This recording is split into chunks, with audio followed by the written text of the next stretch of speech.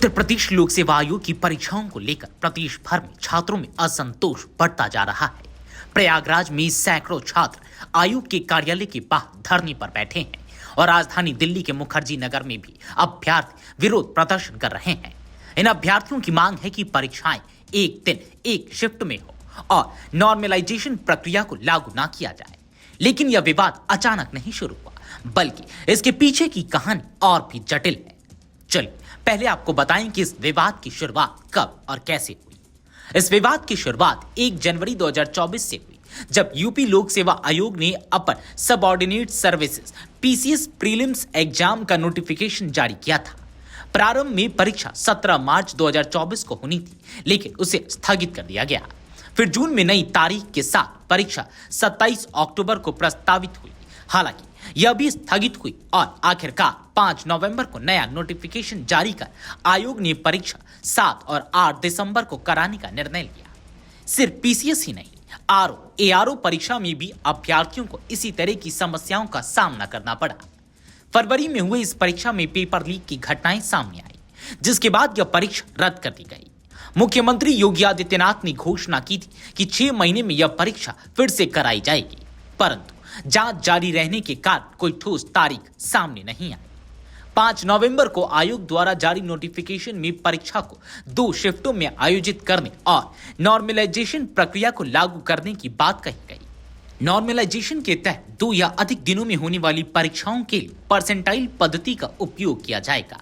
इसमें अभ्यर्थी के स्कोर की तुलना अन्य शिफ्ट के उम्मीदवारों के स्कोर के अनुसार की जाएगी। अब आपको बताते हैं कि इस मामले में विरोध कर रहे छात्रों का क्या कहना है। छात्रों का मानना है कि इस प्रक्रिया से न केवल मेधावी छात्रों का नुकसान होगा, बल्कि 2 शिफ्टों के कठिनाई स्तर में अंतर होने की अनावश्यक भिन्नता भी आ सकती है। छात्रों के अनुसार नॉर्मलाइजेशन प्रक्रिया एक निष्पक्ष व्यवस्था नहीं है और इससे भ्रष्टाचार को बढ़ावा मिल सकता है। उनका कहना है कि एक दिन में ही एक शिफ्ट में परीक्षा होना चाहिए, ताकि सभी छात्रों को समान मौका मिल सके। इस मामले में हाल ही में सुप्रीम कोर्ट ने भर्ती परीक्षाओं के नियमों के बीच में बदलाव न करने का आदेश दिया है। छात्रों का कहना है कि आयोग का यह निर्णय इस आदेश का उल्लंघन हो सकता है, जिससे पीसीएस और आरओ एआरओ जैसे प्रमुख परीक्षाओं पर संकट मंडरा रहा है। लोक सेवा आयोग ने छात्रों की आपत्तियों पर स्पष्ट किया कि नॉर्मलाइजेशन प्रक्रिया अन्य भर्ती परीक्षाओं में भी लागू है और इसे विशेषज्ञों द्वारा मूल्यांकन के बाद अपनाया गया है।